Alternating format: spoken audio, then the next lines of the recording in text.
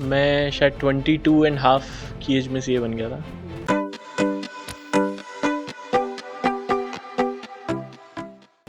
As I told you कि मेरे father एक प्रोफेसर हैं खुद, सो उन्होंने मुझे शुरू से डिसिप्लिन में तो रखा है। सीए बनने का ख्याल कब आया?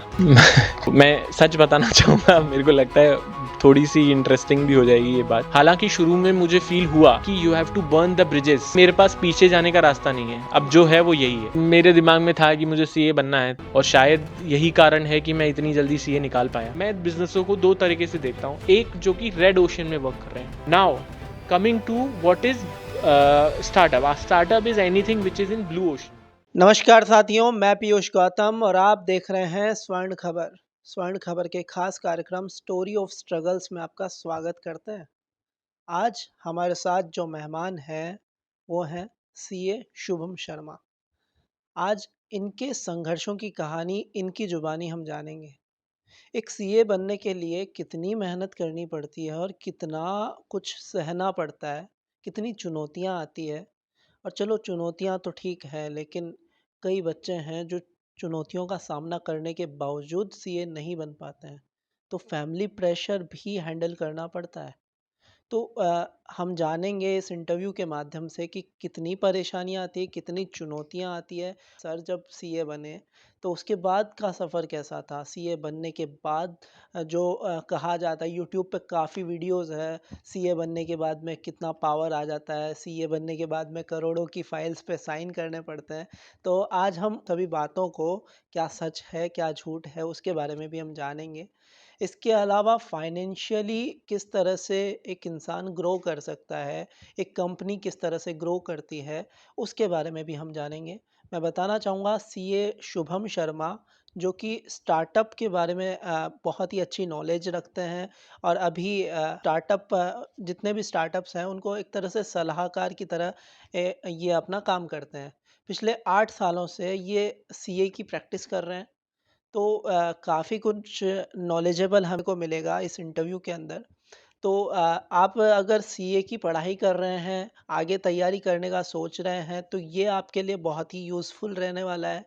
इसके अलावा हम यहाँ पर मार्केट ट्रेंड्स के ऊपर भी बात करेंगे, तो अंत तक बने रहें। हमारे साथ हैं सीए शुभम शर्मा, बात करते हैं उनसे। तो साथियों, स्वागत करते हैं सीए शुभम शर्मा का और जानते हैं इनके संघर्षों की कहानी इनकी जुबानी। पहला ही सवाल सर कि शुरुआत कहाँ से हुई, कहाँ से आप आते हैं, कहाँ जन्मे हैं और फैमिली बैकग्राउंड कैसा रहा है? देखिए, मेरा जन्म जयपुर में ही हुआ है। मेरे फादर जो हैं वो एक गवर्नमेंट एम्प्लॉय हैं, जो कि प्रोफेसर, एसोसिएट प्रोफेसर हैं इन गवर्नमेंट कॉलेज। तो मेरे फादर का शुरू से जो बैकग्राउंड रहा है वो टीचिंग के अराउंड रहा है। तो हम लोगों को शुरू से पढ़ाई की वैल्यू शायद उन्होंने इनकलकेट करके दी है। उन्होंने हमें शुरू से गाइड किया है कि एक एक जो मतलब जो विद्या है उसका जो धन, विद्या विद्या का जो धन है वो सबसे महत्वपूर्ण धन है। वो किसी भी धन से बहुत ऊपर है, जिसको ना कहीं से लिया जा सकता है, ना किसी से चुराया जा सकता है। वो बस होता है और बाँटा जाता है और बढ़ाया जाता है। तो वो जो है शुरू से हमारे अंदर था। उसके साथ-साथ हालाँकि जैसे मैं झुंझुनू की एक सिटी में मेरे फ़ादर थे, जब वो एक गवर्नमेंट कॉलेज में, सेमी गवर्नमेंट कॉलेज में थे। वहाँ पर वो वर्क कर रहे थे, तो हमारी जो एजुकेशन है, वो एक टियर 4 सिटी से हुई है, टियर 3, टियर 4 सिटी। तो वहाँ के अपने कुछ चैलेंजेस थे, जो कि शायद आज के भारत में समय के साथ-साथ कम हो रहे हैं, हालाँकि अभी भी हैं। पर जो मैंने फेस किए हैं वो बहुत ज़्यादा हैं, ज़्यादा थे उस समय के हिसाब से, क्योंकि मुझे एक राइट सेट ऑफ जो इकोसिस्टम है, जो एजुकेशनल इकोसिस्टम है, which is more you know more open towards innovation, या फिर more open towards the new culture, वो उसकी कमी टियर 3 सिटीज़ में उस समय थी। आज की स्थिति में शायद चीज़ें बदल गई हों, पर उस समय ये परेशानियाँ मुझे महसूस हुई। किस तरह की सिचुएशन थी, किस तरह का मतलब माहौल था वो टाइम पे और सिस्टम की क्या कुछ खामियां लगी आपको? मुझे सिस्टम की सबसे ज़्यादा जो खामी महसूस हुई, एक्चुअल में उस समय पे और शायद आज भी टियर 3 टियर 4 सिटीज़ में सबसे बड़ा चैलेंज होता है कि आप एजुकेशन तो उनको दे रहे हो, पर आप उनको सॉफ्ट स्किल्स नहीं दे रहे हो, ठीक है? और मेरे हिसाब से आजकल की दुनिया में, आजकल की भाग-दौड़ में पढ़ाई से ज़्यादा और मैं कहूँगा पढ़ाई के बराबर सॉफ्ट स्किल जो हैं, जो बात करने का तरीका, लहज़ा, बोलने का तरीका, किस तरह पब्लिक मीटिंग्स में व्यवहार किया जाता है, वो सब चीज़ों का मुझे लगता है बहुत ज़्यादा अभाव है इन टियर 3, टियर 4 सिटीज़। और उसी के कारण मुझे लगता है कि जो टियर 3, टियर 4 सिटीज़ में लोग हैं, वो अंडर कॉन्फिडेंट फ़ील करते हैं, जो मैं एक समय पे करता था। और मैं ये नहीं बोलता कि वहाँ पे एजुकेशन की कमी है, एजुकेशन है। पर एजुकेशन का मतलब शायद मुझे लगता है समय के साथ धीरे-धीरे बदलना चाहिए, जो कि एक सॉफ्ट स्किल की एजुकेशन है, उस पे भी काम होना चाहिए। आपके टाइम में किस तरह से डेवलपमेंट करते थे बच्चों का? मार भी खाई है आपने स्कूल में? देखिए, मुझे आज भी याद है कि मेरी इंग्लिश टीटर टीचर ने मुझे एक बार थप्पड़ मारा था ओके। और मतलब वो सीधे दिल पे लगा था। और उसके बाद ऐसा नहीं है, मेरे को ऐसा लगता है ईगोज़ आज के समय में हो सकता है थोड़े से पेरेंट्स भी थोड़े से मतलब अपने बच्चों को लेके थोड़े ज़्यादा प्रिकॉशनरी हो गए हैं। जी। मेरे तो फ़ादर ने भी मुझे वो आज भी मेरे अंदर वो खौफ़ है, जब वो मैं मैथ्स की वो 13 की टेबल नहीं सुना पाता था। ओके। और शायद मुझे आज भी वो खौफ़ खौफ़ ज़िंदगी भर रहेगा। हाँ। पर मुझे ऐसा लगता है कि वो कुछ हद तक होना चाहिए, ओके। क्योंकि कहते हैं ना, विनय न मानय जलति जड़े, गए 3 दिन बीत, बोले राम सकोप तब, भय बिन होई न प्रीत। तो भय के बिना तो कहीं प्रीत संभव नहीं है, तो थोड़ा भय मुझे लगता है होना चाहिए। मैंने मार भी खाई है, मार खाते हुए देखा भी है। पर हाँ, अगर आप एज़ ए टीचर आप बहुत ज़्यादा अपनी पर्सनल ग्रजेस अगर किसी बच्चे से रख रहे हैं, जो कि हालाँकि most of the teaching profession में नहीं होता है, क्योंकि मुझे ऐसा लगता है टीचिंग प्रोफ़ेशन जो है अपने आप में वो एक गुरु, एक भगवान का दर्जा होता है गुरु का, क्योंकि मेरे खुद के फादर गुरु हैं, तो मैं उनसे बहुत हद तक रिलेट कर सकता हूँ कि वो कितने एथिकल आदमी हैं और कितनी एथिक्स के साथ चलते हैं। किस टाइम की बात होगी? एक टाइम पीरियड बताइए ना। टाइम पीरियड मेरे हिसाब से 2010 से पहले के बच्चे, आई वुड से, जिसको आप शायद मिलीनियल्स बोल रहे हैं। मतलब 2010, I mean in terms of education system में, तो मे बी 90s के जो बच्चे पैदा हुए हैं, मिलेनियल्स सो कॉल्ड। तो आज के ज़माने में मुझे ऐसा लग रहा है मेरा जितना इंटरेक्शन हुआ है जेनजी जनरेशन से, थोड़ा मुझे लगता है कि पैम्पर ज़्यादा हो रही है। थोड़ा कंट्रोवर्शियल हो सकता है ये, पर मुझे ऐसा लगता है कि उनको ज़िंदगी में, जिसको कहते हैं ना कि स्ट्रगल करना, वो उन्होंने नहीं देखा है और मुझे लगता है उसकी बहुत ज़्यादा ज़रूरत है। वरना ये जो जो जो हमारे जनरेशन में जो सक्सेस स्टोरीज निकली है ना, वो कहीं ना कहीं दब जाएंगी उस कंफर्ट में जो कि आजकल के बच्चों को मिल रहा है। देखिए, कहते हैं कि पहले के बच्चों को तो नीम के डंडे से भी मार पड़ती थी। तो मतलब एक ऐसा अनुशासन रहता था। और आज के टाइम में कहते हैं कि जेन ज़ेड के जो बच्चे हैं, उन्हें तो हफ्ते में 4 दिन काम करना है, 2 दिन 3 दिन छुट्टी चाहिए, चाहे से तनख्वाह कम कर दो। तो मतलब जो अनुशासन वो टाइम पे था, वो आज कहीं न कहीं लुप्त हो गया है। और कहीं न कहीं ये मोबाइल, सोशल मीडिया, इसका भी एक असर है, जो नेपाल जैसा देश, इतना शालीन देश, अ, जेन ज़ेड के शिकार में आ गया एक तरह से। देखिए, मैं ये कहना चाहूँगा कि आजकल की जो इंस्टाग्राम की दुनिया है, हुँ, इसकी पॉजिटिव साइड है, हुँ, इसकी नेगेटिव साइड भी है। हुँ, ठीक है, देखिए, कोई भी किसी भी चीज़ में अगर डेवलपमेंट होता है, हुँ, किसी भी फॉर्म का डेवलपमेंट हो, उसमें हमेशा पॉजिटिव और नेगेटिव साइड होती हैं। हुँ, लेकिन इस जनरेशन को चूज़ करना है कि उस डेटा की एक्सेसिबिलिटी को, हुँ, उस स्केल की एक्सेसिबिलिटी को वो किस तरह से प्रयोग करना चाहेंगे। हुँ, उसका पॉजिटिव तरीके से भी आप प्रयोग कर सकते हैं, हुँ, उसका नेगेटिव तरीके से भी आप प्रयोग कर सकते हैं। तो वो उनके ऊपर जज करने पे है कि वो किस तरह से उस चीज़ का इस्तेमाल करना चाहेंगे, क्योंकि डेटा तो बहुत है, हुँ, लोग भी बहुत हैं, आइडिया बहुत है, इनोवेशन बहुत है। जी, लेकिन आज की तारीख में आप उसका इस्तेमाल कैसा कर रहे हो, हुँ, उससे क्या प्रोडक्टिव चीज़ें कर रहे हो, वो हुँ, इम्पोर्टेंट है। और रही नेपाल की बात, तो मुझे ऐसा लगता है कि मुझे हो सकता है उसमें काफ़ी सारे जियोपॉलिटिकल चीज़ें भी हो, जैसे हो सकता है ऐसा कह रहे हैं कि चाइना, यूएस, किसी का भी इन्वॉल्वमेंट हो सकता है, बट मुझे ऐसा लगता है कि अगर ये it is against corruption, actual में genuinely it is against corruption, तो ये अपने आप में एक बहुत बड़ा रिवोल्यूशनरी काम होगा, वेयर इन सरकारों को भी पता लगेगा कि कहीं ना कहीं ये सोशल मीडिया आज ये ताकत रखता है कि ये इस सत्ता पलट को आसानी से कर सकता है, अगर आपने सरकार ने अपने जो उनके कार्य हैं, जो उनको करने के लिए उनको असाइन किया है, उनको इलेक्ट किया है, वो नहीं करते हैं तो। ओके। तो अगर आप अपना काम ढंग से नहीं करोगे तो सिंहासन उखड़ जाएगा। बिल्कुल, बिल्कुल, सिंहासन उखड़ जाएगा और वो शायद सब पे एप्लीकेबल है, वो आज की तारीख में हो सकता है बॉलीवुड स्टार्स पे भी एप्लीकेबल है, आज वो एक सीए पे भी एप्लीकेबल है, तो सरकार पे क्यों नहीं? सीए बनने का ख्याल कब आया? ये थोड़ी थोड़ी हास्यास्पद स्टोरी जी। है ना? तो मैं सच बताना चाहूँगा, मेरे को लगता है थोड़ी-सी इंटरेस्टिंग भी हो जाएगी ये बात। बट द थिंग इज़ कि मेरे फादर आईटीआर भरवाने जाते थे एक सीए के पास। तो मुझे पता नहीं क्या होता था, ये बात हो रही है जब मैं 9th 10th में हुआ करता था, 8th 9th में। तो my father used to go ITR भरवाने के लिए, तो मैं उनके साथ जाता था स्कूटर पे बैठ के आगे। और तो तब ये सिचुएशन थी कि वो मैं जाता था वहाँ पे, तो वो जो सीए थे उनका अच्छा सा ऑफिस बना हुआ था, बहुत सुंदर ऑफिस बना हुआ था।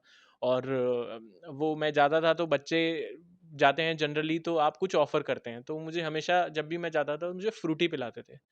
आज तो फ्रूटी एक्सेसिबिलिटी बहुत ज़्यादा है, पर उस टाइम पे बहुत इंपॉर्टेंट होती थी, और मैं जिस मिडिल क्लास बैकग्राउंड से आया हूँ, तो उसके लिए तो बहुत ज़्यादा इंपॉर्टेंट और बहुत ज़्यादा वैल्यूएबल चीज़ थी। तो तब ये हुआ मुझे कि यार ये तो मतलब सच में यार सीए तो बहुत बड़ी चीज़ होती है। मतलब इन तो फ्रूटी वूटी पिलाते हैं यार, मतलब बच्चों को फ्रूटी पिलाते हैं, मतलब बहुत बड़ी चीज़ है। तो मैं निकला उधर से, तो मैंने पापा को बोला कि पापा मैं तो ना सीए बनूंगा। तो मुझे पापा ने कहा भाग यहाँ से, कहाँ से सीए बनेगा, बहुत पढ़ना पड़ता है उसके लिए। तो मैंने नहीं, मैं तो सीए बनूंगा।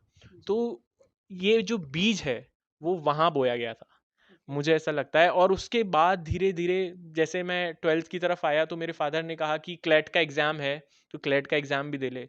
लेकिन मेरे दिमाग में पता नहीं क्यों, हाँ, इससे पहले मैं जब 10th में था तो मेरी 10th में 10 आउट ऑफ 10 सीजीपीए आई थी, है ना, साइंस में, राइट।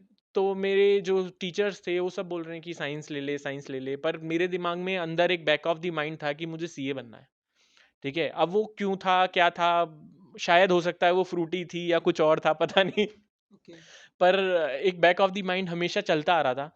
तो मैंने ज्वाइन कर लिया, और टीचर्स ने इनफैक्ट 11th में जब मैंने कॉमर्स ली तो वो मुझसे पूछते भी थे कि आपने क्यों परसेंटेज कम आई, क्या है, ऐसा कुछ है, क्योंकि साइंस को आज भी टीयर 3 सिटीज़ में बड़ा माना जाता है बहुत। मैं ये नहीं कह रहा, साइंस की अपनी एक कैपेबिलिटीज स्ट्रेंथ है, यहाँ से इनोवेशन में मैं तो खुद जुड़ा हुआ हूँ इनोवेशन से, कहीं ना कहीं वो अपन आगे चर्चा करेंगे।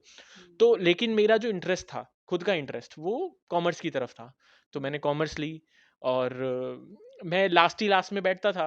तो मैं शुरू में जब टीचर मेरे को देखते थे, तो मैं थोड़ा सा नोटोरियस और शैतान था। ठीक है, तो थोड़े मतलब शैतानी था मैं, तो उनको लगता था यार ये तो क्या पढ़ता है, एंड बैक बेंच में बैठता है, पीछे ही पीछे बैठता है, तो क्या पढ़ाई करता होगा ये। तो जब फर्स्ट यूनिट टेस्ट का पेपर आया, तो मेरे अकाउंट्स के टीचर का मुझे एक्सप्रेशन आज भी याद है। वो मेरा पेपर देख रहे थे और मुझे देख रहे थे, मेरा पेपर देख रहे थे और मुझे देख रहे थे, क्योंकि मेरे 40 आउट ऑफ 40 आए थे अकाउंट्स में। तो ही वॉज लाइक कि यार ये क्या है। तो हालांकि मेरा हमेशा से रहा है, मुझे ऐसा लगता है कि जिंदगी में काम के साथ साथ अपने को मस्ती करते रहनी चाहिए, किसी फॉर्म और शेप और फॉर्म में। और काफ़ी मुझे इसलिए मुझे हॉबीज़ में मेरे को डांस वांस का शौक था। आज तो नहीं है शायद, अब मौका मिलता है शादियों में, फंक्शंस में तो कर लेते हैं। बाकी संगीत का मुझे बहुत अच्छा शौक था। हाँ, तो फिर उसके बाद मेरे फादर ने क्लैट के लिए मुझे कहा कि क्लैट भी आप साथ के साथ दे लीजिए। बट मेरे दिमाग में था कि मुझे सीए बनना है, तो शुरू से मैं फिर उसमें घुस तो गया। कभी कंफ्यूज नहीं हुए, क्योंकि एक ऐसा रहता है कि क्लास में जितने बच्चे मतलब एक माहौल बन जाता है। फ्रेंड्स अगर साइंस ले रहे हैं तो मेरे को भी साइंस लेना है, मैथ्स ले रहे हैं तो मेरे को भी आईआईटी के अंदर एडमिशन लेना है। तो ऐसा कभी दिमाग में नहीं आया? मेरे सारे दोस्त, ये बहुत ही सत्य बात है कि सब लोग साइंस की तरफ चले गए थे और मैं अकेला था जो कॉमर्स की तरफ चला गया था। हाँ, हालांकि शुरू में मुझे फील हुआ, हाँ, लेकिन मुझे ऐसा लगा कि मतलब देखिए, कंपटीशन साइंस में अगर आप प्रैक्टिकली देखें तो काफ़ी ज़्यादा है। हम्म, with NEET and IIT and everything, there's lot of people who are going to there। तो मुझे ऐसा लगा कि, और फिर मैंने अपने फादर से भी डिस्कशन किया, तो अगर उन्होंने बोला कि अगर तुझे सही लग रहा है तो यही सही है तेरे लिए, फिर तू कर। प्रेशर नहीं पड़ा उनका? बिल्कुल नहीं, आज तक नहीं पड़ा है, किसी ओके, चीज़ का नहीं पड़ा है। ओके, तो मतलब सीए बनने का डिसीजन आपका खुद का था? जी बिल्कुल, मेरा खुद का था और मैं उस चीज़ पे अडिक्ट था। मुझे ऐसा लगता है कि पर्सनली कोई भी काम करने के लिए हम्म, आपको हमेशा अपने जो पीछे के जो दरवाजे हैं ना, उनको बंद करना पड़ता है। हम्म, मैं जब कह रहा हूँ ये बात, तो इसका मतलब ये है कि you have to burn the bridges, कि हम्म, मेरे पास पीछे जाने का रास्ता नहीं है, अब जो ओके, है वो यही है, ओके। जो करना है यही करना है। आपको पता था कि सीए बनने के लिए कितना पढ़ना पड़ेगा या क्या-क्या पढ़ना पड़ेगा? कुछ आइडिया था वो टाइम पे? देखिए उस टाइम पे बहुत ज़्यादा हद तक तो नहीं था, पर ओके। कुछ हद तक मुझे था, पता था, हुँ, लोगों से सुना था कि अटेम्प्ट पे अटेम्प्ट लगते हैं लोगों के, हुँ, और बहुत मेहनत लगती है। हुँ, पर मुझे नहीं पता था, जब मैं एक्चुअल में सीए करने गया, हुँ, तब मुझे रियलाइज़ हुआ कि ये तो मतलब अथाह हुँ, समंदर है पढ़ने के लिए। जी, ठीक है? और उसमें से आपको क्या पढ़ना है, आपको डिसाइड करना है। ओके, यहाँ पे कोई नहीं बताएगा आपको, टीचर नहीं बताएगा, हाँ, क्योंकि टीचर को खुद को नहीं पता कि अगले एग्ज़ाम में क्या आ सकता है। ओके, ठीक है? वो आपको सिर्फ़ गाइड कर सकते हैं, पर आपको डिसाइड करना है कि आपको क्या पढ़ना है, किस चीज़ पे फ़ोकस करना है, हुँ, क्योंकि आप 100% सिलेबस तो कवर कर ही नहीं सकते हो। हुँ। तो ये तैयारी कैसे शुरू हुई? तैयारी का ये है कि तैयारी में मैंने शुरू में तो खुद से ही किया, फिर कोचिंग भी हेल्प ली, क्योंकि आपको गाइडेंस चाहिए होती है कहीं न कहीं। हुँ, और मुझे ऐसा लगता है कि सीए, ओवरऑल चीज़ों में से जो मैंने सीए करने के बाद महसूस किया है, कि जितनी और प्रोफ़ेशंस हैं, उनमें से सबसे सस्ता प्रोफ़ेशन है, इन कि टर्म्स ऑफ जो कॉस्ट लगती है सीए बनने में। कितनी कॉस्ट लग जाती है? देखिए मेरे टाइम पे अगर मैंने खुद ने कोचिंग वगैरह नहीं ली होती, तो मेरे हिसाब से लाख सवा लाख रुपए में मैं सीए बन जाता। अच्छा, ये लाख सवा लाख कहाँ लगता है? ये तो गवर्नमेंट, मतलब सीए जो इंस्टीट्यूट की fees, exam fees, okay, books, ये सब में। बाकी ओके, मेजॉरिटी अगर कोचिंग देखें, कोचिंग मिला के भी 3-4 लाख से ज़्यादा का खर्चा नहीं है सीए बनने में। अगर आपने एफ़िशिएंटली काम करते रहे, पढ़ाई करते रहे, और तो 3-4 लाख रुपए से ज़्यादा खर्चा नहीं है। जो कि आप अगर एक गवर्नमेंट कॉलेज में आप अगर डॉक्टर की डिग्री भी लेते हैं, तो भी हुँ, इससे ज़्यादा लगता है। ओके। तो जब आप कोचिंग करने गए, उससे पहले कितना टाइम सेल्फ़ली आपने पढ़ाई की? फिर कोचिंग जाने का सोचा, फिर कोचिंग में जाकर के कैसे अपने आप को बदला, अपनी पढ़ाई को बदला? देखिए कोचिंग इंस्टीट्यूट जो होते हैं ना, वो हुँ, ऐसे, जैसा मैंने कहा, गाइडिंग फोर्स होते हैं। ओके, वो आपको कभी भी, आपके पास उनके पास कोई चाबी नहीं होती जिससे आपको सक्सेस दिला दें। वो हुँ, चाबी सिर्फ आप हो। हुँ, ठीक है, वो चाबी सिर्फ आप हो, और वो ताला भी आप ही के पास है। ओके, ठीक है, तो आपको ही मेहनत करनी पड़ेगी, आपको ही, वो सिर्फ आपको गाइड करेंगे, आपको ही पढ़ना है, पढ़ना आपको ही है। ओके। ठीक है, बस वो ये बताते हैं कि इसको पढ़ते कैसे हैं। ये तो मतलब किस तरह से बदलाव आया आपकी लाइफ में कोचिंग की वजह से, या फिर ऐसा लगा कि कोचिंग नहीं भी जाते तो ठीक रहता? देखिए, मैं ऐसा कहूँगा कि मैं बहुत ज़्यादा ब्रिलियंट स्टूडेंट तो नहीं रहा हूँ, ठीक है? और मेरे को ऐसा लगता है किसी भी प्रोफ़ेशन में बहुत ज़्यादा ब्रिलियंट स्टूडेंट सक्सेसफुल होने के चांसेस कम हैं, अगर वो अपनी कंसिस्टेंसी पे फ़ोकस नहीं करता है। हुँ, क्योंकि हर चीज़ में कंसिस्टेंसी मैटर करती है, कि आप जी, कंसिस्टेंटली उस चीज़ को करे जा रहे हो, उस पे फ़ोकस करे जा रहे हो। हुँ, ठीक है? बहुत सारे एग्ज़ाम्पल्स हैं जहाँ पे मेरे से, जो मेरे स्कूल में भी मेरे से ज़्यादा हाई परसेंटेज लेकर आए थे हुँ, इन कॉमर्स, पर ओके, वो उनका सीए मेरे से बहुत साल बाद निकला है। तो मुझे ओके, ऐसा लगता है इसमें सारा हार्ड वर्क और कंसिस्टेंसी का गेम है। ओके। कितना घंटा पढ़ते थे आप? देखिए सीए फाइनल में तो मुझे याद है, मैं 15-15, 16-16 घंटे पढ़ता था। वाह! और ऐसा मैंने कम नहीं, कम से कम भी 1.5 साल तो लगातार किया है। ओह! ठीक है? और अब इसमें कुछ कोचिंग, फिर कोचिंग के बाद आप आर्टिकलशिप चलती थी, तो आर्टिकलशिप में आप जाते थे। हुँ, फिर शाम को कोचिंग होती थी। हुँ, ठीक है? फिर अगेन ये सब 15-16 घंटे चलता। फिर खुद की सेल्फ स्टडी की, जब आर्टिकलशिप का एक टेन्योर खत्म होता है, उसके बाद सेल्फ स्टडी में भी 15-16 घंटे आपको देने पड़ते हैं।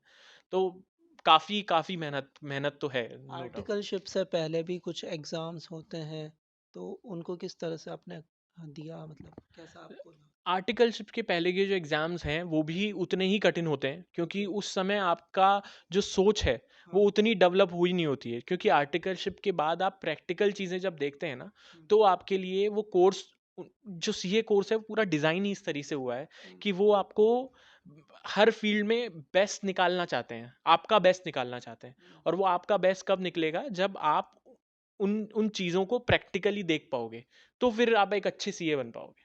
ओके। तो जो पहला एग्ज़ाम दिया उसको कितनी बार देना पड़ा या फर्स्ट टाइम में ही हो गया? देखिए, मेरा फर्स्ट टाइम में ही निकला है सीए। ओके। और मैं ये नहीं कहता कि मैं कोई बहुत ज़्यादा अलग किया है, मैंने हार्ड वर्क सब करते हैं, हुँ, मैंने भी किया है, हुँ, बहुतों ने किया है। हुँ, देखिए, और हालाँकि बस ये सीए में फेलियर पास में जो एक्चुअल में स्टूडेंट्स पढ़ रहे हैं ना, उसमें सिर्फ़ 5 या 7 नंबर का फ़र्क होता है, इससे ज़्यादा फ़र्क नहीं होता है। तो पढ़ते सब हैं, इट्स जस्ट दैट कि वो उस मौके पे कई बार पेपर जब आप देने जा रहे हो, तब आप कैसे उसको हैंडल करते हो, उस प्रेशर को कैसे हैंडल करते हो ना, वहाँ मुझे लगता है बहुत हद तक चीज़ें फ़र्क पड़ता है। ओके।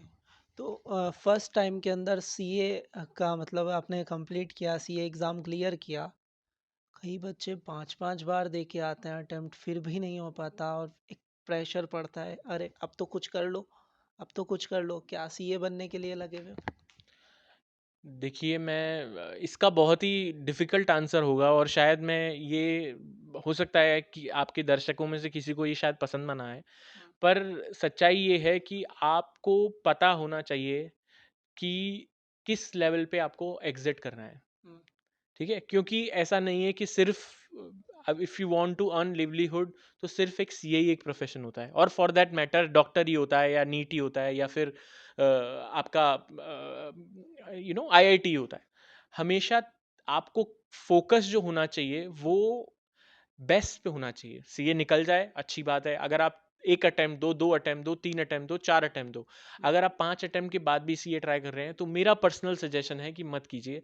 आप ऑलरेडी उस माइंडसेट से बहुत आगे आ चुके हैं, क्योंकि आपने जो पढ़ाई की है, वो आपको बहुत मैच्योर ऑलरेडी बना चुकी है। हुँ, तो आप लिवलीहुड कमाने में कभी आपको समस्या नहीं आएगी। पर आप जो मेंटल प्रेशर ले रहे हैं 5 अटेम्प्ट के बाद, वो बहुत ज़्यादा है, वो आपको बहुत अंडर कॉन्फिडेंट बना देगा। नंबर कितने चाहिए होते हैं?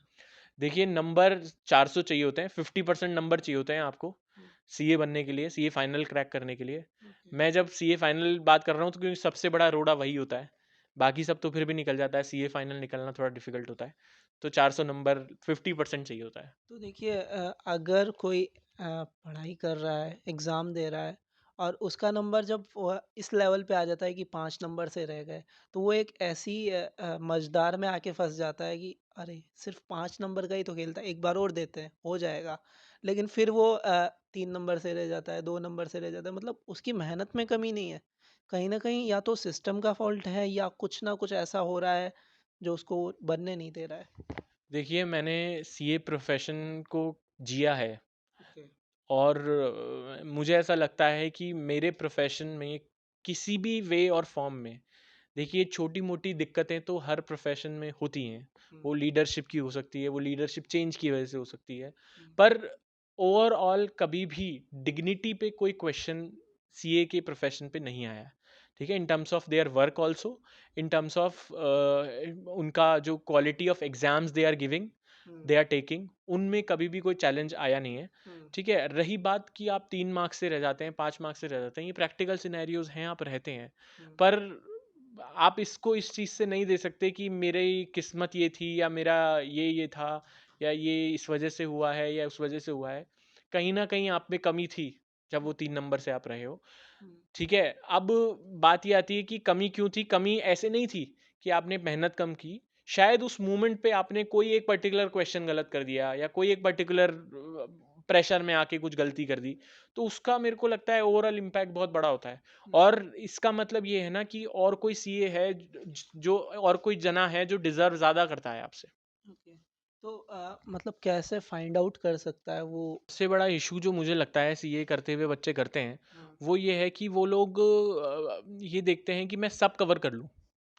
तो प्रॉब्लम ये है सीए में, आप सब कवर करने जाओगे ना, तो इनफैक्ट किसी भी कॉम्पिटिटिव एग्जाम में आप सब कवर नहीं कर सकते, आपको चूज करना पड़ेगा अपनी बैक डेटा के हिसाब से कि प्रीवियस पेपर्स और इनके हिसाब से कि आपको आइडियली किसी चीज़ों पे फोकस करना चाहिए कि मेरा इतना कवरेज हो जाता है।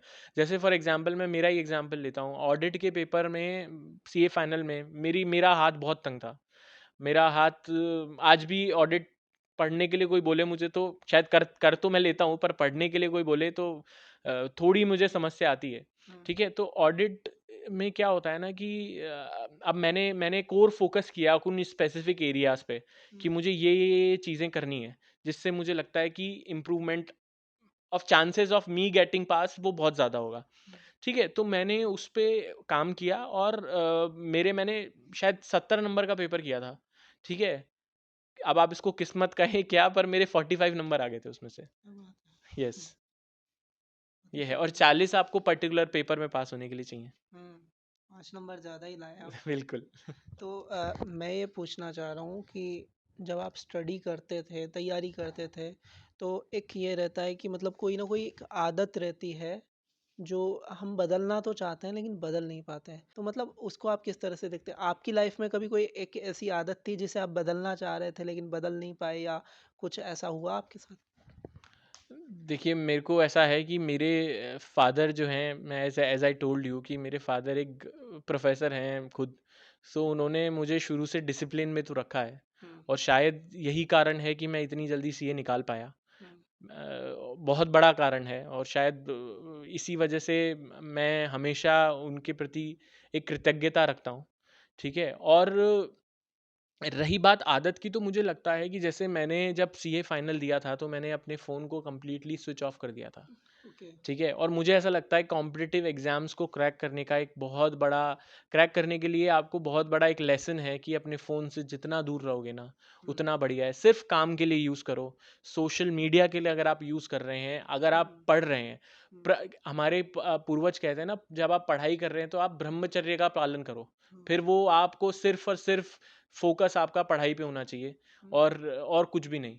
तो कहीं न कहीं वो चीज़ को आपको फ़ॉलो करना पड़ेगा, उस डिसिप्लिन को आपको फ़ॉलो करना पड़ेगा। मैं शायद 22 एंड हाफ की एज में सीए बन गया था, बहुत जल्दी। तो बचपन में कभी घर वालों ने कुंडली वगैरह दिखाई किसी ज्योतिषी को, और किसी ने कहा पहले से भविष्यवाणी की कि बच्चा सीए ही बनेगा? देखिए, इस मामले में मैं आपको बहुत इंटरेस्टिंग बात बताना चाहूँगा ओके। आपके माध्यम से दर्शकों को कि मेरे खुद के पिताजी एस्ट्रोलॉजर की मतलब एस्ट्रोलॉजी की हॉबी रखते हैं। हाँ। मेरे दादाजी एस्ट्रोलॉजर थे, वो उनका तो प्रोफेशन था एस्ट्रोलॉजी, हाँ। और मैं खुद एक एस्ट्रोलॉजर वाह। हूँ। तो काफ़ी हद तक मतलब मैं ये नहीं कहूँगा कि उन्होंने यही बोल दिया था कि आप सीए बनोगे, पर उन्होंने जिस दिन मैंने सीए शुरू किया था, उस दिन उन्होंने ये ज़रूर बता दिया था कि तू मतलब you will be A CA in this particular year, और उसी साल में सीए बना था। तो मैं पर्सनली एस्ट्रोलॉजी में बहुत मानता हूँ।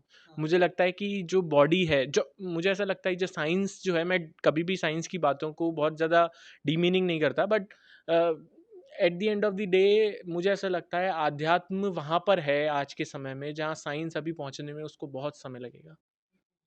ठीक है, और कहीं न कहीं हमारी जो पूरी बॉडी है, वो एक तत्वों में बटी हुई है। जैसे हमारे एस्ट्रोलॉजी में कहते हैं कि गुरु जो है वो आपके पेट को रिप्रेज़ेंट करता है, शुक्र है आपके शुक्राणुओं को रिप्रेज़ेंट करता है, बुध आपकी बुद्धि को रिप्रेज़ेंट करता है। तो मुझे ऐसा लगता है अपनी पूरी बॉडी जो है वो तत्वों में डिवाइडेड है, और वो कहीं न कहीं वो चीज़ साइंस भी रिलेट करती है।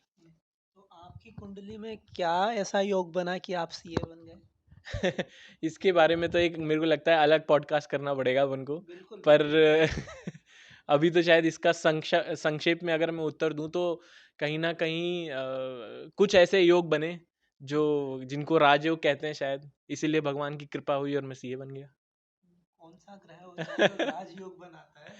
देखिए, बहुत जेनरिक आंसर नहीं दे पाऊंगा मैं, इसके बहुत स्पेसिफिक आंसर्स हैं जो किसी की पर्टिकुलर की कुंडली देख के ही पता लग सकता है। नहीं, आपकी खुद की कुंडली की बात कर रहा हूँ मैं। ये खुद की कुंडली में मेरे को ऐसा लगता है लेडी लक ने काम किया है मेरी। ओके। पहले मेरी माताजी लेडी लक थी, हाँ। और है मतलब, और अब शायद मेरी वाइफ। तो वाइफ के आने के बाद में किस तरह से बदलाव आया? क्या कुछ चेंजेस देखने को मिला? तो she brought a lot of luck, I would say. उसके बाद से चीज़ें बहुत स्मूथ हो गई हैं। मैं अपने घर को लेके, अपनी घर की चिंताओं को लेके कभी भी परेशान नहीं होता, क्योंकि मुझे पता है कि माई वाइफ इज़ देयर। तो लड़के कहते भी हैं कि दे आर ऑलवेज मैसी होते हैं, आई वुड से।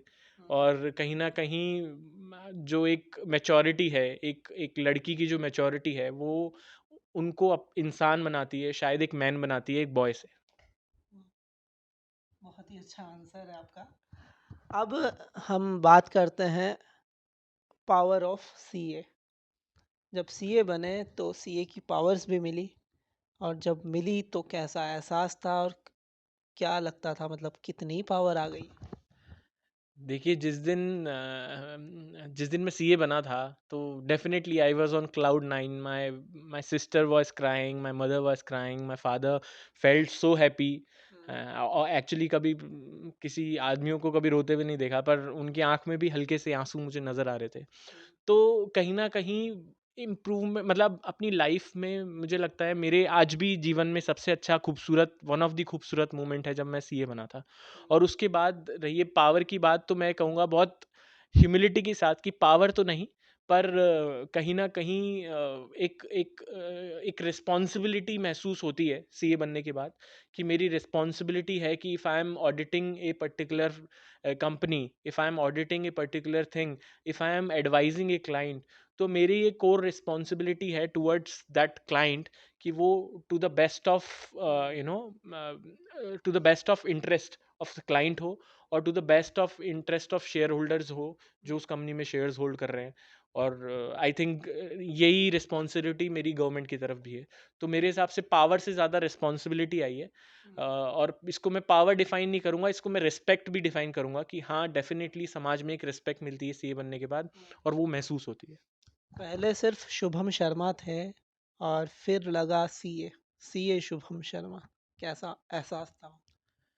जैसा मैंने कहा, बहुत ही खूबसूरत एहसास था। और शायद वो दिन, उस दिन मुझे शायद नींद नहीं आई थी। ओके। और शायद मैं सेलिब्रेशन में इतना पागल था कि बस ये तो दुनिया में सब कुछ है। हालांकि अब आगे भी जीवन में खुशियाँ मिलेगी, मिलती आई हैं, पर वो एक जो सबसे पहली खुशी होती है जब आप सीए बनते हैं, तो उसको मुझे लगता नहीं है कोई मैच कर सकता है। अब सीए के काम से जुड़े हुए कुछ सवाल हैं, तो मैं जानना चाहूँगा, ये ऑडिट एंड इंश्योरेंस ऐसा कुछ एक टॉपिक रहता है, वो क्या रहता है? देखिए, ऑडिट एंड अश्योरेंस बेसिकली क्या होता है कि एक ऑडिटर, कोई भी कंपनी जो होती है वो अपने अकाउंट्स प्रिपेयर करती है, और कहीं ना कहीं उनमें कुछ खामियां, कमियां तो होती हैं, जो कि रेगुलेटरी हो सकती हैं, जो कि मॉनेटरी हो सकती हैं, जो कि किसी भी शेप और फॉर्म में हो सकती हैं। तो हमारा जो प्रोसेस जो हमको डिज़ाइन किया गया है, जिस तरह से हम लोगों ने जिस तरह की पढ़ाई की है, उससे हम लोग ये अश्योर करते हैं, कोशिश करते हैं अश्योर करने की, कि ये जो बुक्स ऑफ अकाउंट्स हैं, जो ये शो कर रहे हैं कि ये इतना रेवेन्यू है, इतना प्रॉफिट है, इतना टर्नओवर है, इतना आपका डिविडेंड है, या इतना कैपिटल एसेट्स है, तो ये to the best of our knowledge and understanding, it is true and what you call perfect, close to perfect, I would say. ये टैक्सेशन क्या होता है सर? मतलब टैक्सेशन में भी कहा जाता है डायरेक्ट टैक्स, इनडायरेक्ट टैक्स या जीएसटी, मतलब उस सब में एक सीए का रोल कैसा रहता है? देखिए, अपने आप में ये बहुत बड़े बड़े टॉपिक्स हैं। जैसे हमारे कहते हैं ना कि जैसे डॉक्टर्स में होता है कि वो ब्रेन का है, ये हार्ट का है, ये इसका है, ये इसका है। जी। तो मुझे लगता है जीएसटी और इनकम टैक्स, ये अलग अलग टैक्सेशन है। इनफैक्ट एक्साइज भी है, वेट भी है, जो अभी अल्कोहल वगैरह पे लगता है। जी। ठीक है, तो कहीं ना कहीं ये अपने आप में एक प्रोफेशन है, हम्म। जिसको आप अगर करना चाहो तो उसमें अपने आप में बहुत बड़ी फील्ड है वो। हम्म। ठीक है, अब बात आती है अपनी कि ये डायरेक्ट टैक्सेशन और इनडायरेक्ट टैक्सेशन होता क्या है। एक जैसा सिंपल वर्ड बोल रहे हैं, डायरेक्ट टैक्सेशन मतलब आप इनकम टैक्स ले लीजिए, जो कि आपसे सीधे लिया जा रहा है, जो कह रहे हैं कि आप आपने ये इनकम कमाया साल में, इतना अमाउंट आप गवर्नमेंट को दो, जो कि वो गवर्नमेंट का राइट है टू, बिकॉज गवर्नमेंट का जो कोर फोकस होता है वो होता है डेवलपमेंट फॉर ऑल, है ना, और सबको सबको ग्रो करना साथ में, उसमें इंफ्रास्ट्रक्चर भी आ गया, उसमें फाइनेंशियल ग्रोथ भी आ गई, सारी कम्युनिटी की, सारे लोगों की, नीचे तबके को बराबर लेकर आ पाना। तो उसके लिए कहीं ना कहीं गवर्नमेंट को आपके टैक्स की ज़रूरत होती है, और इसीलिए वो टैक्स लेवी करते हैं। तो वो डायरेक्ट टैक्स होता है, इनडायरेक्ट टैक्स होता है जब आप व्यापारी से कोई टैक्स लेते हैं थ्रू हिम, बट उसका अल्टीमेट जो पेयर होता है वो कंज्यूमर ही होता है। ओके। व्यापारी जो होता है वो एक माध्यम होता है सिर्फ। ओके, मतलब जो कस्टमर पे टैक्स लगाया जाता है वो इनडायरेक्ट टैक्स यस कहलाता है। यस, इनडायरेक्ट टैक्स होता है जो एज ए कस्टमर आपको पे करना पड़ता है। और ये जीएसटी का क्या ख्याल है, मतलब जीएसटी के आने पर किस तरह से परिवर्तन आया है इकोनॉमिकली, भारत की इकोनॉमी में भी, और मतलब जीएसटी को लाना जरूरी क्यों था? अगर जीएसटी नहीं होती तो क्या सिचुएशन होती, और आज है तो क्या फायदा है और क्या नुकसान है कुछ? देखिए, हमारा जो देश है हम्म, वो कहीं ना कहीं बहुत सारी संस्कृतियों से मिला हुआ है। हम्म, हमारे यहाँ पे कहते हैं भारत अपने आप में एक बहुत सारे देशों का समूह है। हालांकि हम एक यूनिफॉर्म भारत हैं, आज भी हैं, हमेशा रहेंगे, लेकिन कहीं ना कहीं हम संस्कृतियों में विभिन्न हैं, चीज़ों में विभिन्न हैं, और कहीं ना कहीं जो हमारे जो स्टेट के लॉज जो बने हुए हैं वो भी काफ़ी हद तक अलग अलग थे जीएसटी के आने से पहले। तो इसमें यूनिफॉर्मिटी की बहुत ज़्यादा ज़रूरत थी ताकि आप एक रैपिड ग्रोथ की तरफ जा पाएँ। तो मुझे लगता है 2017 में जब जीएसटी आया, उसके बाद से एक बहुत तगड़ा इनोवेशन, एक रिफॉर्म लेकर आया वो, जो कि हेल्प कर रहा है आपको ग्रो करने के लिए ओवरऑल इकोनॉमी को। क्योंकि एक स्टैंडर्ड फॉर्म ऑफ टैक्स आ गया कि यार इतना ही परसेंट लगना है, चाहे वो राजस्थान में हो, चाहे महाराष्ट्र में हो, या फिर कहीं पे भी हो। तो कहीं न कहीं उससे बहुत तगड़ा एक इम्पैक्ट आया है, और अब तो सरकार ने काफ़ी हद तक चीज़ों को, कंज़म्पशन को इंक्रीज़ करने के लिए टैक्सेशन में रिलीफ़ भी दिया है जीएसटी में, और मेरे को लगता है आने वाले समय में ये डिमांड को बहुत अच्छा बूस्ट करेगा। तो पहले कुछ अलग-अलग टैक्सेस थे? जी बिल्कुल, पहले आपको एक्साइज़ ड्यूटी लगता था इन हाँ, मैन्युफैक्चरिंग, ओके, सर्विस टैक्स लगता था हाँ, in case of services, VAT value added tax लगता था जो कि स्टेट गवर्नमेंट्स लेती थी। हाँ। सो ऑन ट्रेडिंग, सो बहुत सारी डिफरेंट डिफरेंट टैक्स थे। तो मेरे को लगता है कि अब जो मर्ज होके एक टैक्स बना है, सिर्फ अल्कोहल और पेट्रोल और ये कुछ जो हैं इनको छोड़ के बाकी सब पे जीएसटी है। कहीं न कहीं लोग कहते हैं कि जीएसटी आने के बाद में महँगाई बढ़ गई। देखिए, महँगाई जो है वो किसी भी एक हेल्दी इकोनॉमी के लिए बहुत अच्छी मानी जाती है। अच्छा। क्योंकि देखिए, जो महँगाई जो होती है ना वो धीरे, मैं ये नहीं बोल रहा इन्फ्लेशन, एक सर्टेन अमाउंट ऑफ इन्फ्लेशन, मैं ये नहीं कह रहा कि बहुत हद तक महँगाई, पर एक certain amount of inflation, because हमारी जो इकोनॉमी है वो डेफ़िसिट इकोनॉमी है। ठीक है? आज की तारीख में भी हालाँकि हमारा डेफ़िसिट कम हो गया है, पर एक डेफ़िसिट इकोनॉमी है, हुँ, जो कि हमारे को ग्रोथ में हेल्प करती है कहीं न कहीं, कि हम लोग आज की तारीख में, जैसे आप यूएस का सुन रहे हैं कि आपने उन्होंने बहुत हद तक डेट लिया है और ग्रो करने के लिए। तो हुँ, आप एक डेफ़िसिट इकोनॉमी को चलाने के लिए आपको इन्फ्लेशन का एक सर्टेन पार्ट रखना पड़ता है, ओके। और वो इन्फ्लेशन कहीं न कहीं आपको मैनेज करना पड़ता है to manage the demand. Right? तो हुँ, ये एक अपने आप में एक बहुत बड़ा टॉपिक है, जो इस पे तो अगेन एक सेपरेट पॉडकास्ट हो सकता है कि श्योर, कैसे श्योर। इन्फ्लेशन को आप यूज करते हैं एज ए हुँ, डेवलपमेंट और a tool of growth. Okay. लेकिन सर, एक सवाल और है इसी से जुड़ा हुआ, हालाँकि अपन कर सकते हैं बातचीत, लेकिन लोगों को लगता है, हाँ, ज़्यादातर तबका हमारे भारत में गरीब लोगों का है, जिनके पास में मतलब 2 वक़्त की रोटी भी नहीं होती। तो ऐसे में मैं ये जानना चाहूँगा कि मतलब ये जो विपक्ष का प्रोपेगेंडा एक चलता है, जो भी दूसरी साइड में होता है वो यही बोलता है कि अरे महँगाई बढ़ा दी, महँगाई बढ़ा दी। तो अभी आपने एक नई बात कही कि महँगाई तो अच्छी बात है। तो मतलब ये तो बिल्कुल नेगेटिव बात हो गई या बिल्कुल अलग बात हो गई। तो मतलब इसको थोड़ा-सा आप उस तरह से समझा दीजिए कि एक नॉर्मल आदमी इसको समझ सके। देखिए, बहुत सिंपल सी बात है कि अगर अगर आप जो 10 रुपए की वैल्यू आज थी, हुँ, वो 2013 में या 2010 में वो नहीं थी। ये बात एग्री करते हैं क्योंकि इन्फ्लेशन ने इंक्रीज की है। हुँ, लेकिन साथ ही साथ ये इन्फ्लेशन की वजह से जो डिमांड क्रिएशन हुआ है हुँ, over the period of time, उस वजह से जो एम्प्लॉयमेंट जनरेट हुआ है, लोगों के हाथ में जो पैसा आया है, क्योंकि इकोनॉमी तो इंक्रीज हो ही रही है ना, जीडीपी इंक्रीज हुई है, वो एज ए टूल यूज हो रहा है। तो कहीं ना कहीं वो जो इन्फ्लेशन की वजह से जो ड्राइव करते हैं आरबीआई और गवर्नमेंट रेगुलेटरी फोर्सेस मिलके जो ड्राइव करती हैं, उससे जो ग्रोथ हो रही है वो भी साथ की साथ देखनी चाहिए, और कहीं ना कहीं उस ग्रोथ का फायदा सबको होता है। देखिए, फाइनेंशियल मैनेजमेंट भी एक काम होता है सीए का, तो उसको लेकर के क्या कुछ होता है मतलब उसमें? देखिए, फाइनेंशियल मैनेजमेंट में आपको सबसे पहले तो ये देखना पड़ता है कि आपके जितने जो क्लाइंट हैं उनके जितने भी रिसोर्सेज ऑफ इनकम हैं वो आइडियली आप कैसे ड्राइव कर सकते हैं। बिकॉज हमारे यहाँ पे कहते हैं कि आपको you should not put all your eggs in one basket.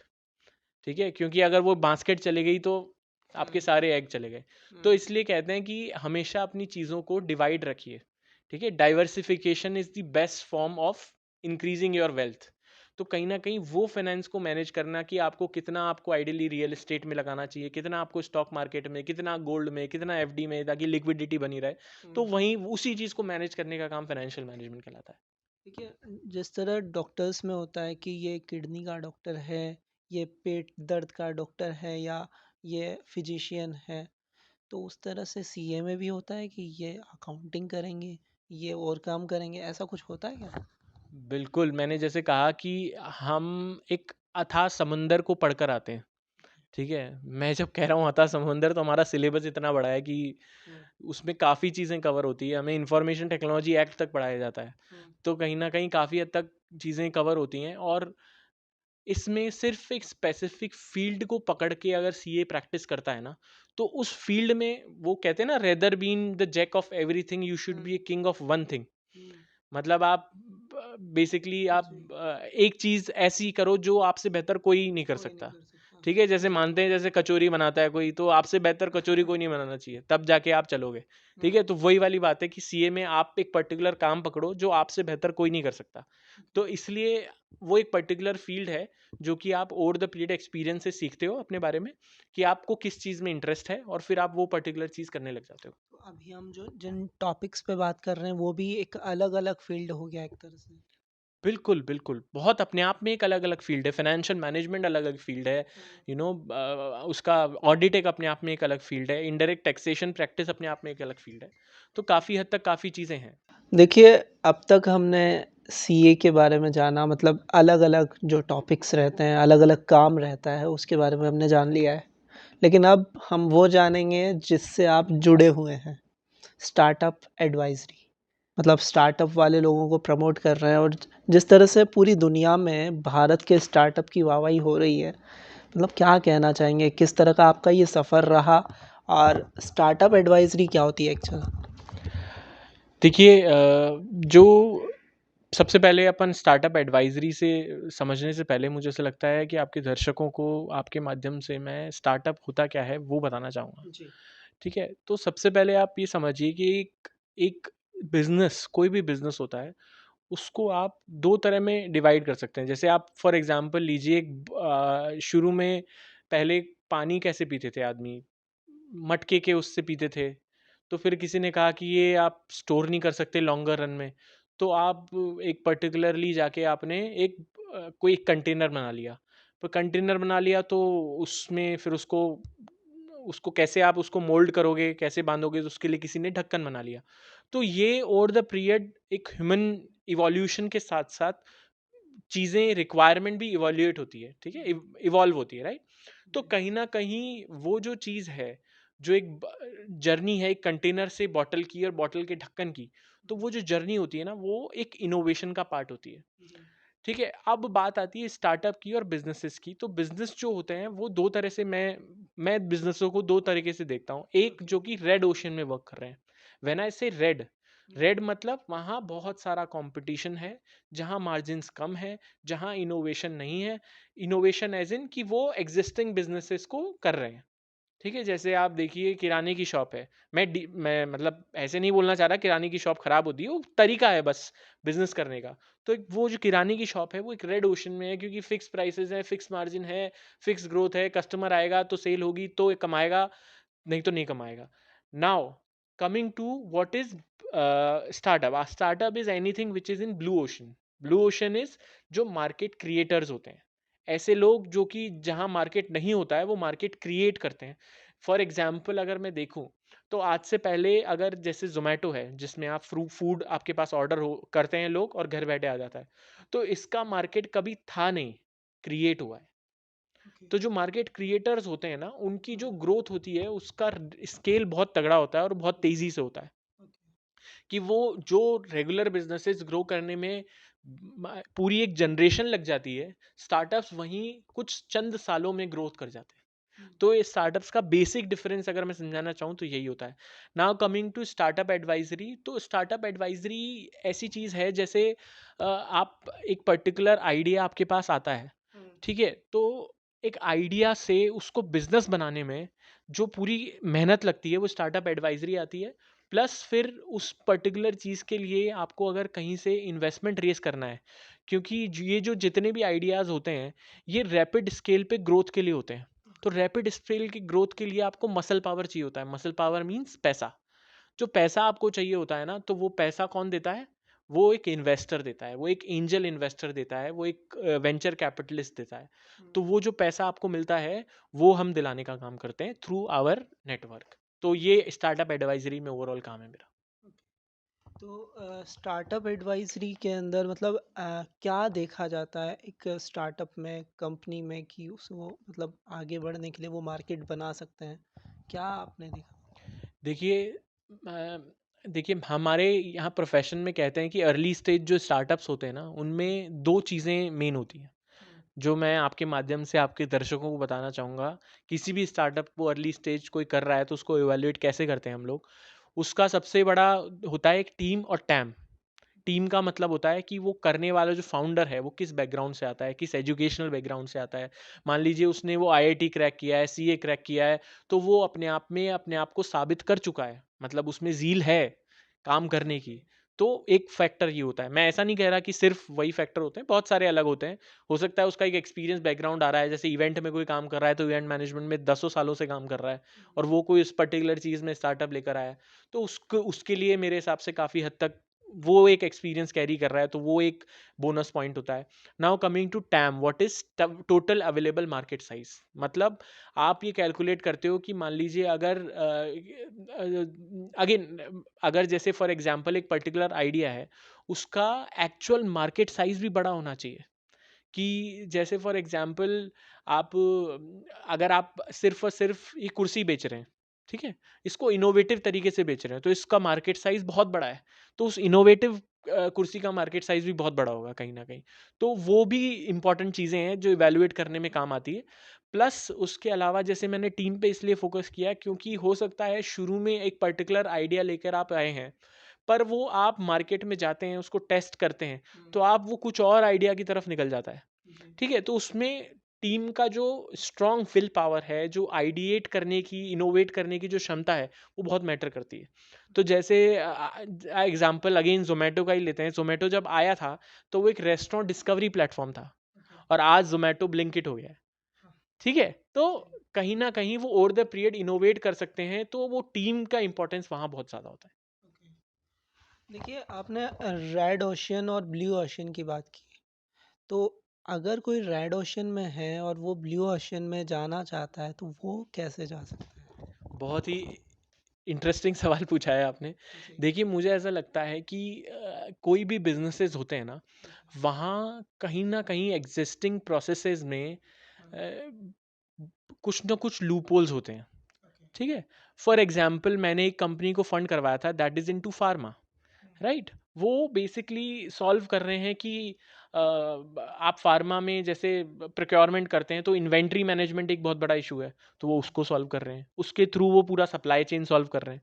ठीक है, तो कहीं ना कहीं एक जो आपके एग्जिस्टिंग बिजनेसेस हैं उनमें आप लूप होल्स ढूंढिए कि मैं कहाँ पे टेक्नोलॉजी का यूज़ कर सकता हूँ या कहाँ पे इनोवेट करके उसको एक स्ट्रीमलाइन प्रोसेस और अपना नया मार्केट क्रिएट कर सकता हूँ। क्योंकि बिजनेस वही होता है आज, बिजनेस का तरीका करने का बदल जाएगा, पर आप उसको स्टार्टअप कहो या वो कहो, बेसिक धंधा तो वही होता है कि आपको पैसा कमाना है, प्रॉफिट कमाना है at the end of the day. ठीक है, तो धंधा तो वही है, बस तरीका अलग है करने का। तो रेड ओशियन वाले अपना तरीका बदल करके ब्लू ओशियन में एंट्री पा सकते हैं। बिल्कुल बिल्कुल। तो अब जो अगला टॉपिक है वो है एमबीए वर्सेस सीए। आप खुद एक सीए हैं, तो ऑब्वियस सी बात है आप सीए को सपोर्ट करेंगे, लेकिन ये ट्रेंडिंग मुद्दा है एक तरह से कि सीए या फिर एमबीए। देखिए, ये तो बड़ा कठिन सवाल पूछ लिया आपने, क्योंकि मैं एज ए पर्सन हर प्रोफेशन की पूरी रिस्पेक्ट करता हूँ। ओके। और मुझे ऐसा लगता है कि मैं तो इनफैक्ट ये मानता हूँ कि शायद ईश्वर ने सबको अपना एक रोल करने के लिए दिया है। वो आप कर रहे हो क्योंकि आज की तारीख में अगर ई रिक्शा चलाने वाला ई रिक्शा नहीं चलाएगा तो आपके लिए कन्वीनियंस की इतनी बड़ा इशू हो जाएगा। ठीक है, सब अपना काम कर रहे हैं। ये मार्केट फोर्सेस डिसाइड करते हैं कि किसको कितना पे करना है। बिकॉज आज की तारीख में अगर आप एक छोटा सा एग्जांपल लीजिए तो एक मैं विदाउट किसी पर्टिकुलर का नाम लेके, एक बहुत बड़ी मिठाई की शॉप है, वो मिठाई बेच रही है, पर वो एज ए चेन बना के बेच रही है। वो उसकी 10 चेन है, उसकी 10 दुकानें हैं, तो उसको कहते हैं कि that is a premium thing, right? People are willing to pay for that more. वहीं एक छोटी जो टीयर 3 सिटी में एक हलवाई है, तो वो भी हालांकि बेच तो मिठाई ही रहा है, पर अगेन मार्केट फोर्सेस डिसाइड करती हैं कि किसको कितना पेमेंट मिलेगा। इट डजेंट डिसाइड कि आप क्या कर रहे हैं वो खराब है या नीचा है या उससे ऊपर कोई और है, या सीए प्रीमियम होता है या एमबीए, सबकी एक अपनी इंपॉर्टेंस होती है कहीं ना कहीं।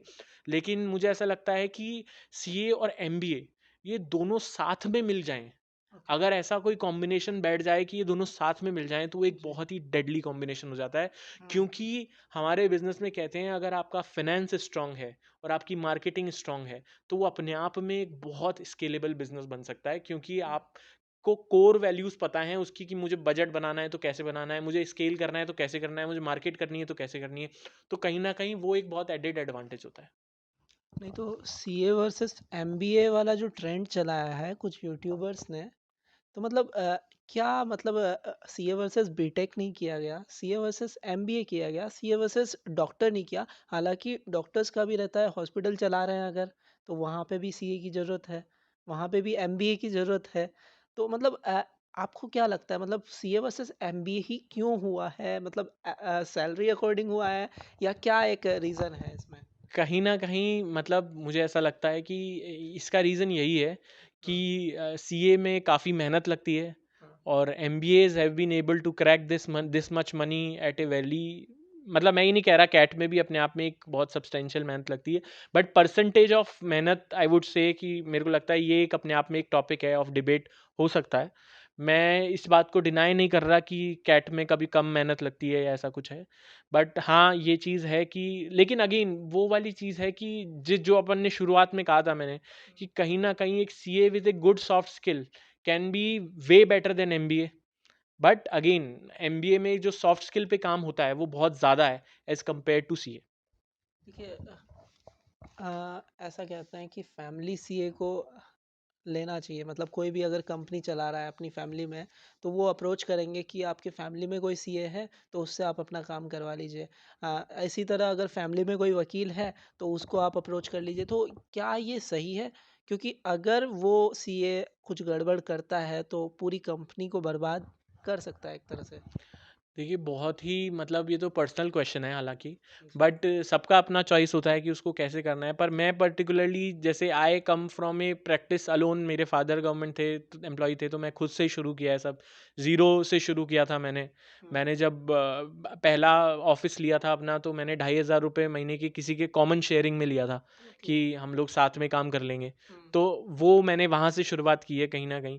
तो मुझे पता है कि एक स्ट्रगल ऑफ न्यू सीए, क्योंकि लोग रिलाय भी नहीं करते हैं आप पे कि आप अच्छा काम कर सकते हो। हाँ। ठीक है, वो एक सबसे बड़ी समस्या होती है। ओके। ठीक है, लेकिन मैं आपके ज़रिए बताना चाहूँगा ये कि अगर आप फैमिली में सीए ढूँढते हैं तो उसके कुछ फ़ायदे हैं डेफ़िनेटली, पर उसका एक नुकसान भी है बहुत बड़ा, कि सीए की इंडिपेंडेंस जो है वो सबसे इम्पोर्टेंट चीज़ होती है किसी भी बिज़नेस के लिए। क्योंकि अगर सीए इंडिपेंडेंटली काम नहीं कर पा रहा ना, अगर आप किसी रिलेटिव या किसी फ्रेंड के थ्रू आप किसी सीए के पास गए हो ना, और वो आपकी कंपनी को एज ए स्केल पे ना, तो वो हो सकता है आप उससे थोड़ा बहुत डिस्काउंट भी कराओ, तो वो उस लेवल ऑफ, बिकॉज तेल तो तिलों में से ही निकलता है एट द एंड, राइट? जी। तो कहीं ना कहीं उसका भी एक इम्पैक्ट आता है, और इंडिपेंडेंस मुझे लगता है सबसे ज़्यादा इंपॉर्टेंट चीज़ है फॉर ए सीए।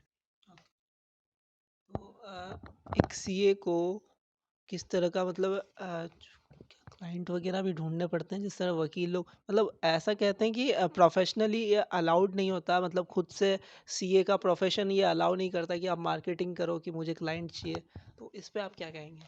देखिए ये तो बात सच है कि सीए का प्रोफेशन कभी भी अलाउ नहीं करता है कि आप जाके किसी से पूछिए, क्योंकि हम बिलीव करते हैं कहीं ना कहीं कि सीए के एक प्रोफेशन में एक गरिमा है जो मेंटेन होनी चाहिए। कि आप अगर किसी क्लाइंट के पास जा रहे हैं तो बिकॉज आज 140 करोड़ की पॉपुलेशन में हार्डली 4 लाख सीएज हैं, तो हुँ, डिमांड तो है, फॉर श्योर है, डिमांड बहुत ज़्यादा है। जी। और कहीं ना कहीं एक एक मेरे को लगता है कि शायद ये इस चीज़ में ज़्यादा एक मेंटेन करना चाहते हैं, क्योंकि अगर जिस दिन ये कंपटीशन क्रिएट होता है तो कहीं ना कहीं वो वैल्यू जो है वो लॉस्ट होती है। ओके। विद रिस्पेक्ट टू अगर प्राइसिंग पे कंपटीशन करने लग जाएंगे तो वो वैल्यू कहीं ना कहीं लॉस हो जाएगी एज ए सी। अगर कोई करता है तो वो गलत है? बिल्कुल बिल्कुल गलत है, और हमारे कोड ऑफ कंडक्ट में ये मना है कि आप ऐसा नहीं कर सकते। तो सर एक सीए के सिग्नेचर का कितना वैल्यू होता है? देखिए सीए के सिग्नेचर का इतना वैल्यू होता है कि मैं कभी खाली पेपर पे कभी साइन नहीं करता हूँ। अच्छा। बिकॉज कहीं ना कहीं मैं विद रिस्पेक्ट टू साइन बोलूँ तो शायद मैं जब तक 100% श्योर खुद नहीं हो जाता कि ये डॉक्यूमेंट पे मैं साइन कर सकता हूँ, तो मैं कभी उसके बाद ही साइन करता हूँ, उससे पहले कभी साइन नहीं करता हूँ। तो बहुत हद तक हमारी चीज़ों पे, जैसे हमारे प्रधानमंत्री नरेंद्र मोदी जी भी बोलते हैं कि एक सीए की सिग्नेचर की ताकत एक हुँ, प्रधानमंत्री से भी ज़्यादा है, क्योंकि वो लाखों घरों के जो इन्वेस्टमेंट्स हैं, जो जो उनका कोर वैल्यूज़ हैं, स्टेक होल्डर्स की जो इंटरेस्ट हैं, उनको सर्व करते हैं कहीं ना कहीं, और उनके एक साइन में वो ताकत होती है कि वो उस चीज़ को बना सकते हैं, बिगाड़ सकते हैं, इकोनॉमी को बना सकते हैं, बिगाड़ सकते हैं। देखिए सीए और एमबीए का जो मसला था वो तो आपने सॉल्व कर दिया है और जब ये दोनों साथ मिलके काम करेंगे तो मार्केट में एक नया आयाम स्थापित होगा। अब बात करते हैं स्टॉक मार्केट की। एक नॉर्मल इंसान को स्टॉक मार्केट में आने के लिए किस तरह की नॉलेज होनी चाहिए, किस तरह का उसका क्राइटेरिया होना चाहिए और क्या उसे ध्यान रखना चाहिए? देखिए स्टॉक मार्केट में ये जो ड्राइव होता है ये कहीं ना कहीं बहुत सारे फैक्टर्स से ड्राइव होता है। हुँ, तो एक आम आदमी जो कि अपना रोज़मर्रा का काम कर रहा है, जो कि स्टॉक मार्केट की न्यूज़ को ज़्यादा फॉलो नहीं करता है, देखिए मैं उसको हमेशा एडवाइस करूँगा कि वो म्यूचुअल फंड्स में लगाए अगर उसको पैसा लगाना है, और हुँ, वो भी एक particular amount of money which he thinks hmm, that he can take a little bit of risk, hmm, because at the end of the day, as advisory always there, that these are subject to market risk. Hmm, So always believe in putting up money जो कि आप को लगता है कि for a longer run आप save करके आप एक अच्छा पैसा जनरेट कर सकते हो। जी, बिकॉज आप म्यूचुअल फंड में ऐसा लिक्विडिटी इतनी नहीं होती कि आप जिस दिन जाओगे उसको जाके सेल कर दोगे। हालांकि आप सेल कर सकते हो, पर at the end of the day आपको रिटर्न भी तो मिलना चाहिए हुँ, जिस दिन आप सेल कर रहे हो। तो हुँ, हमेशा जो स्टॉक मार्केट है वो एक लॉन्ग टर्म गेम के हिसाब से देखना चाहिए, अगर आप रेगुलरली उस चीज़ को फॉलो नहीं कर रहे हैं। हुँ, अगर आप उसको रेगुलरली फॉलो कर रहे हैं, अगर स्टॉक मार्केट को रेगुलरली फॉलो कर रहे हैं, तो आपको बैलेंस शीट एवेल्युएशन सीखना चाहिए कि आपको किस पर्टिकुलर स्टॉक में अगर इन्वेस्ट कर रहे हैं तो उसके बैलेंस शीट को आप कैसे पढ़ सकते हैं, वो आपको सीखना पड़ेगा। वो आपको अगर आपको क्लासेस लेनी है तो आप क्लासेस भी ले सकते हो, लोग मतलब प्रोवाइड करते हैं, और कहीं ना कहीं यूट्यूब के माध्यम से तो आज की तारीख में एक्सेस है। लेकिन एक आम आदमी को मैं ये सजेशन दूंगा कि स्टॉक मार्केट को अपनी आमदनी का जरिया बनाना, बहुत बहुत लोग हैं जो ट्रेडिंग करते हैं। मुझे ऐसा लगता है आप जब तक पूरी तरह से इन्वॉल्व नहीं होते ना, अगर उस ट्रेडिंग में आप पूरा इन एंड आउट उस चीज़ को नहीं समझते हैं तो नहीं करनी चाहिए। हुँ, क्योंकि हमारे पास, मैं तो खुद ITRs भरता हूँ, हुँ, 95% जो ट्रेडर्स हैं वो लॉस में होते हैं जो मेरे पास ITRs आती हैं। तो हुँ। कहीं ना कहीं उस चीज़ को ध्यान में रखना चाहिए ट्रेडर को, जब आप अपना पैसा, अपनी हार्ड अर्न मनी डाल डाल रहे हो, कि अगर आप उसको सोलली उस काम को कर रहे हो और उसकी डीपर अंडरस्टैंडिंग रखते हो, तभी उस काम को करना चाहिए। एक्चुअल में स्टॉक मार्केट होता क्या है? मतलब कैसे चलता है और कैसे इससे पैसा बनता है? क्योंकि काफ़ी लोगों ने इससे बहुत पैसा बनाया भी है और इसके लिए एक जो आपने बताया कि सीखना पड़ता है, कुछ समझना पड़ता है, नॉलेज होनी चाहिए।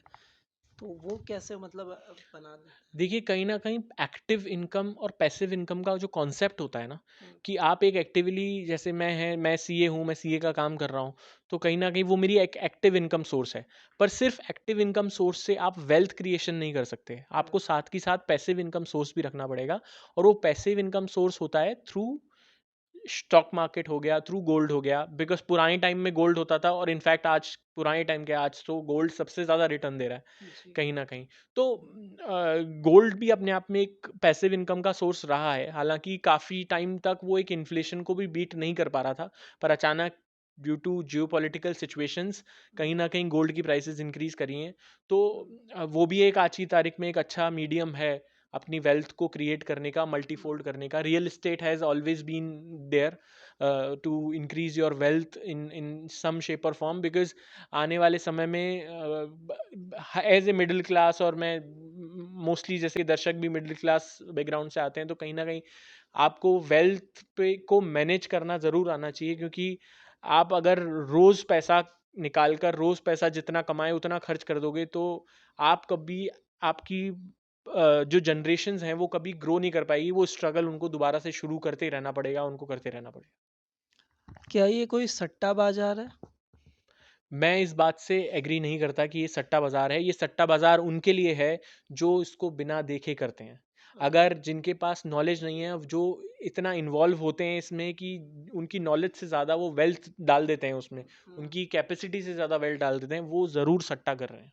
ओके। देखिए, ऑनलाइन गेमिंग बिल 2025 आया है, तो इससे मार्केट पर किस तरह का प्रभाव पड़ेगा? और मतलब ये ऑनलाइन गेमिंग ने एक तरह से बिगाड़ा है भारत के युवाओं को, उसको लेके आप क्या कहेंगे? देखिए, सबसे पहले आपके माध्यम से मैं सरकार को बहुत-बहुत धन्यवाद देना चाहूँगा, ये बिल लाने के लिए। इसकी बहुत ज़्यादा ज़रूरत थी कहीं न कहीं, बिकॉज़ देखिए ह्यूमन इमोशंस जो होते हैं, उनमें कहीं न कहीं जो शॉर्ट मनी होती है, वो एक आपको कहीं न कहीं एक हैप्पीनेस देता है, ठीक है? वो चाहे कितनी भी क्वांटिटी की हो, अगर फ्री में कुछ आपको मिल रहा है, तो एक ह्यूमन बिहेवियर होता है कि फ्री में अगर कुछ मिल रहा है या फिर आपको बहुत अर्ली चीज़ें मिल रही हैं, ये कुछ कुछ बहुत कम करके भी बहुत ज़्यादा पैसा मिल रहा है, तो वो आदमी सोचता है कि अपना लक ट्राई करता रहे। और इसमें कहीं न कहीं जो इन्वॉल्व हो रहे थे, वो हमारे जो टियर 3, टियर 4 सिटीज़ के लोग हैं, जो अभी तक काफ़ी हद तक उस लेवल पे, उस लिवलीहुड को अर्न करने के लिए भी स्ट्रगल कर रहे हैं। वो सोच रहे थे कि आज मैं ₹30 लगा के शायद करोड़पति बन जाऊँगा, तो मेरी जनरेशन सुधर जाएँगी। लेकिन मुझे ऐसा लगता है कि ये सही तरीका नहीं है किसी भी चीज़ को करने का, और काफ़ी हद तक ये काफ़ी समय पहले हो जाना चाहिए। मुझे लगता है कि ये आइडियली ये गेम्स जो हैं पहले बहुत पहले बैन हो जाने चाहिए थे, और ये बिल बहुत पहले आ जाना चाहिए था, पर देर आए दुरुस्त आए। लेकिन आए तो सही। बिल्कुल। अब एक रैपिड फायर होगा, एक सवाल, एक जवाब। अगर आपको दोबारा मौका मिले सीए बनने का, सीए का एग्ज़ाम फाइट करने का, तो क्या आप सीए को चुनेंगे या फिर कुछ और चुनेंगे? मैं हमेशा सीए को चुनूँगा। मुझे ऐसा लगता है कि इस प्रोफ़ेशन ने मुझे बहुत कुछ दिया है। टैली या एक्सेल आपकी जान किस में बसती है? मेरी वाइफ़ में। ओके। इसके अलावा लोगों की सबसे बड़ी गलतफ़हमी क्या है सीएज़ के बारे में? कि सीएस बहुत बोरिंग होते हैं, ऐसा कुछ भी नहीं है। ओके। Meet me sometime. अगर आप सीए नहीं होते, तो क्या होते? मे बी डांसर, क्योंकि मुझे डांस का बहुत शौक है। Okay, thank you so much. Thank you so much. तो साथियों, आपने सीए शुभम शर्मा को सुना, इनकी जर्नी के बारे में जाना। आपको ये इंटरव्यू कैसा लगा, ये पॉडकास्ट कैसा लगा, इसके बारे में हमें कमेंट करके बताएं। ज़्यादा से ज़्यादा शेयर करें, लाइक करें, कमेंट करें और सब्सक्राइब ज़रूर करें। अगले वीडियो में अगली संघर्षता की कहानी के साथ फिर मिलेंगे। तब तक के लिए धन्यवाद और नमस्कार। Thank you so much.